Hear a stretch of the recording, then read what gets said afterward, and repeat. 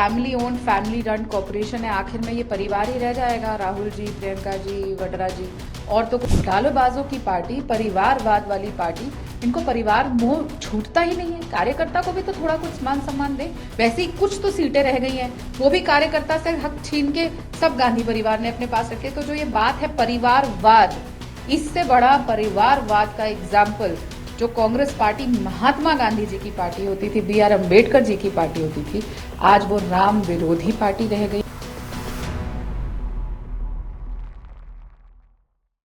दो अलग यूनिवर्स हैं।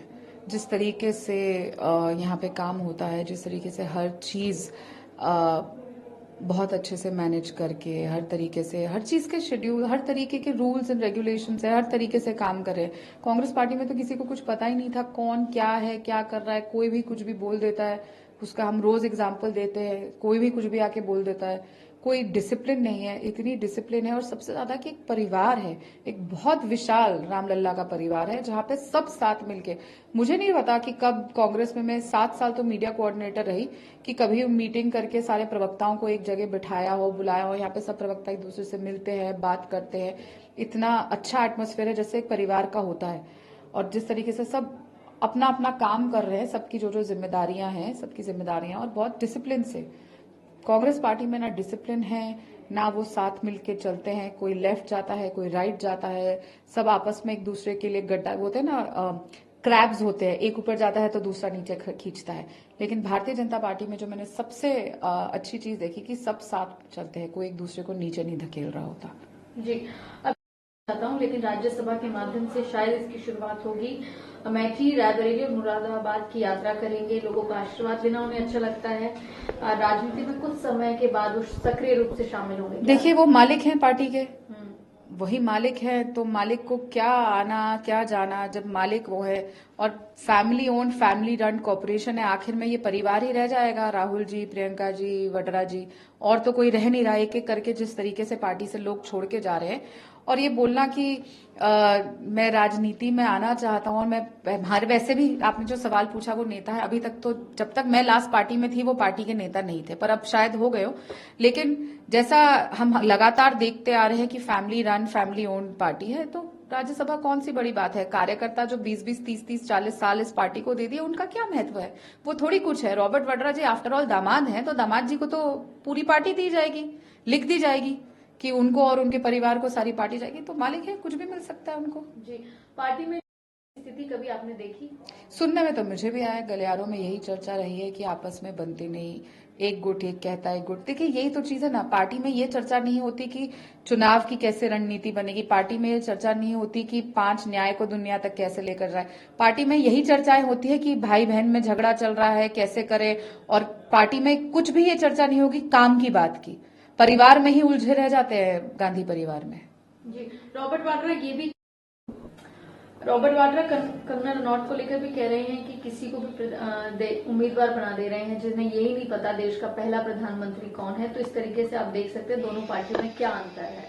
बिल्कुल, हम देख रहे हैं कि दोनों पार्टियों में क्या अंतर है। कांग्रेस पार्टी किसी को भी राज्यसभा देने को तैयार हो जाती है। रॉबर्ट वड्रा जी जाएंगे, क्या उनका कंट्रीब्यूशन है? उनका कंट्रीब्यूशन ये है कि उन्होंने जमीन का घोटाला किया। इतने बड़े बड़े जीजा जी पे आरोप है, और वो अगर राज्यसभा लेने जा रहे हैं। हमने ये भी देख लिया था किस तरीके से रॉबर्ट वड्रा जी ने अपने आप को कैंडिडेट डिक्लेयर कर लिया था, मैं मेथी से लड़ूंगा।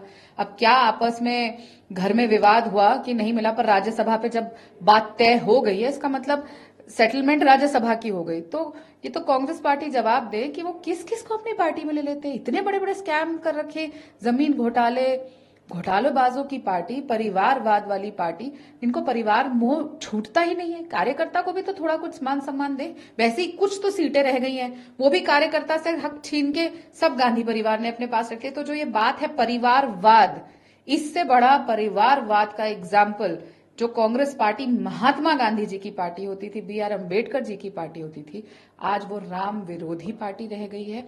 और वो सिर्फ रॉबर्ट वड्रा जी और इनके आपस के स्टेटस बढ़ाने की पार्टी रह गई है।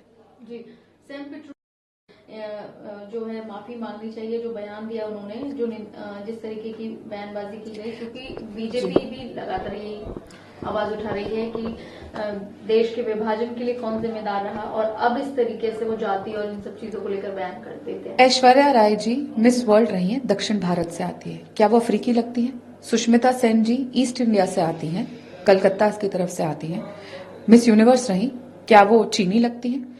बहुत शर्म की बात है कि भारतीय राष्ट्रीय कांग्रेस, इंडियन नेशनल कांग्रेस आज तक देश को देशद्रोही चश्मे से देखती है। उनको देशवासी नहीं दिखाई दिए, क्योंकि देशद्रोह का चश्मा जो कांग्रेस पार्टी का हर नेता पहनता है, उनको चीनी दिखाई दिए, उनको अरबी दिखाई दिए, उनको अंग्रेज दिखाई दिए, उनको अफ्रीकी दिखाई दिए, लेकिन देशवासियों में देशवासी नहीं दिखाई दिए। ये वही आदमी है जिसने आके सबको बताया था इनहेरिटेंस टैक्स के बारे में, लेकिन तब उनके ऊपर कोई कार्रवाई नहीं हुई। तो ये साफ है कि ये लगातार कांग्रेस पार्टी की जो सोच और विचार है वो देश के सामने लेकर आते हैं। इसका मतलब अगर कांग्रेस पार्टी जीतती है तो इनहेरिटेंस टैक्स लागू होगा, अगर कांग्रेस पार्टी जीतती है तो किस तरीके से देश के लोगों के साथ क्या सलूक किया जाएगा। और देखिए ना, उनको पार्टी से अभी तक नहीं निकाला गया है। उन्होंने इस्तीफा दिया वो इसीलिए क्योंकि उन्होंने ये रूल तोड़ दिया कि घर की बात बाहर आ गई, इसीलिए उन्होंने इस्तीफा दे दिया। क्योंकि अगर कांग्रेस पार्टी उनके विचारों से अग्री नहीं करती तो उन आदमी को हुआ सो हुआ वाले को पार्टी से निकाल दिया गया होता।